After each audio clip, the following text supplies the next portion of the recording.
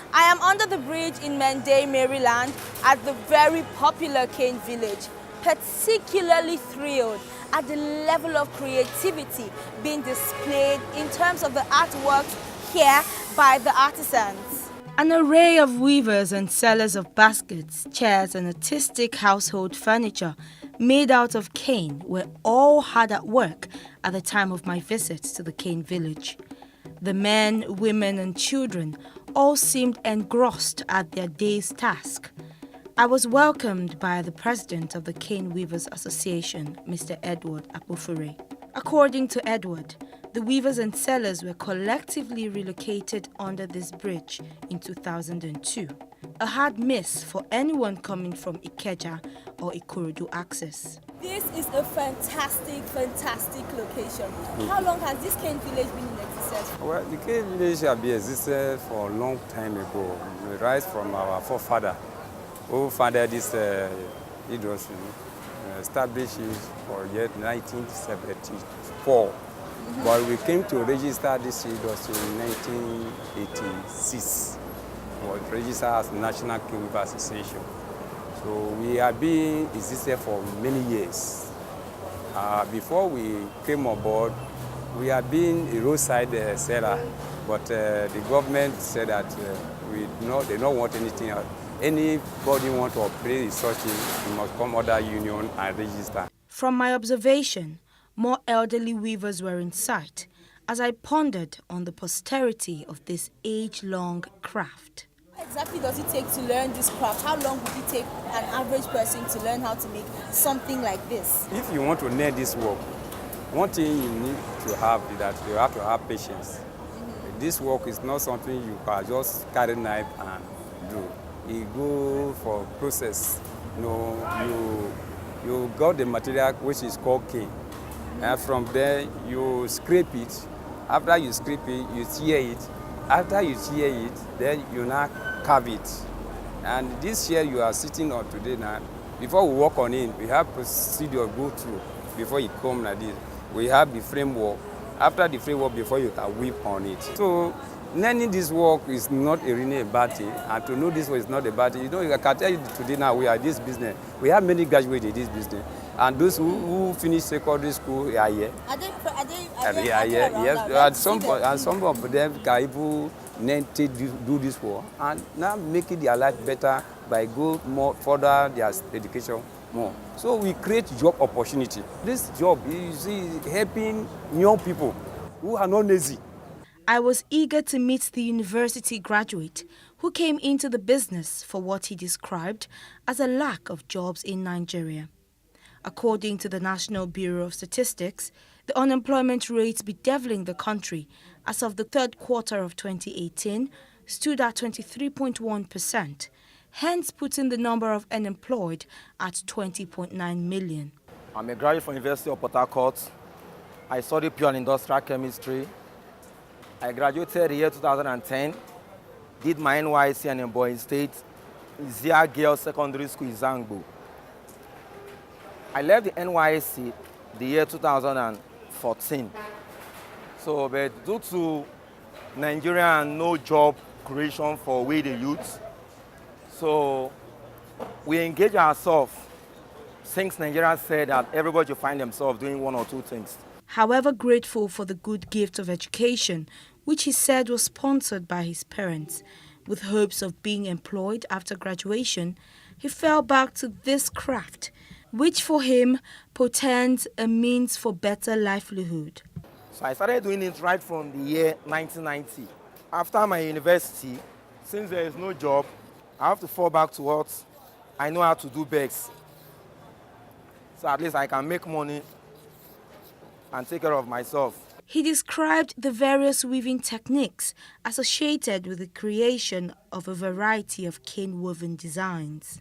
As you can see, this one, the cane comes from Delta State. It grows within the riverine areas. There's one that comes from Delta State, Bayelsa State, Rivers State, Edo State, Ondo State, and there are some in Lagos as well. But that in Lagos differs from the one that comes from Delta State. So But we prefer the ones that come from Benin and Delta states.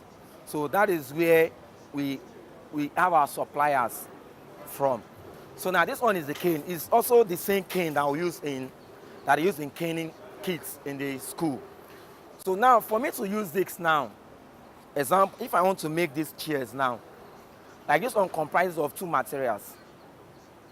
This one, there is the wooden part, which is the frame. Before you make the chair like this, you must make the skeleton, which is the frame, with the wood. Then after the wood, then before you get your cane, then after the cane, you cannot just use the cane like this. If you can say that the color of this one and the color of this one, they are two different colors. Then when I get to this stage, now depends on what I want to use it for. Depends on what I want to do. If I want to do this chair, then definitely I'm to chair this into 4 pieces because I'm to use just the back of it. I won't use the inner of it. But if I want to do another design, maybe something like this, I'm going to use the inner of it and the outside. While this craft had transcended many generations, I could tell it consumed a lot of production time, which affected the ability to meet up with purchase order demands from customers. For this reason, some of the weavers have employed the use of rattan made from polyester, a more expensive but efficient material imported into the country. Macaulay, however, confirmed my assumptions. The manual processes delays the production. So, and that's the reason why these days we are now shifting from the cane aspects to the one we call the outdoor, the rattan process, which is now the one that has been done through polyester materials. But meanwhile, it's not being done in Nigeria yet, and it's more expensive compared to that of the cane. Like if you see these two materials now, they are different. This one is the rubber one. This one is made from polyester. Then why this one is a cane. So this one is faster in production compared to this. While the cane weaving procedure can be done in isolation of things like electricity, the rattan procedure may use an electric-powered compressor or one which makes use of fuel. But due to the inconsistent power supply in the country, weavers such as Macaulay settled for compressors which make use of fuel. Meanwhile, in doing this, there is no how I can do this without the help of this gun and a compressor. Meanwhile, there is a stapler we put inside. Then with the help of the compressor, see, we use this to staple the rubber to it so that at least it can hold. That of the cane aspect of this craft is already weaving out due to the factor of producing it and getting of materials from the forest. And the forest where they get these canes from these days, like the people that supplies us the cane are complaining that the bush are already being burned. Now people that plant these days are now burning the cane. So before they get to the forest where they will get this cane now, it's very, very difficult for them. So now that's the reason why we try to advance into this new technology that the whites, the Americans, the Japanese, the Chinese, they are already using in their own country. And some Nigerians travel abroad and import this thing into Nigeria. If someone comes to me and said he wants this one, he wants like 15 sets of this dining within 1 week, I can boldly tell the clients that he's going to pick it up. But that of the cane, even 1 month, it won't be ready due to the process of preparing your materials, getting your frames ready. Like that of the cane, a set of cane chair, at least you get it for like 150,000. 170,000. But a set of rattan chair, the least amount you can get is 250,000. This market right here does have a high level of economic benefit for the country if issues such as financial deficit as well as a restructuring of the business can be done by the government. The weavers remain optimistic about their ability to expand and possibly export their products someday. Edward says financial aid from the government would go a long way. The government shall now say, I want to give individual 500,000 to start.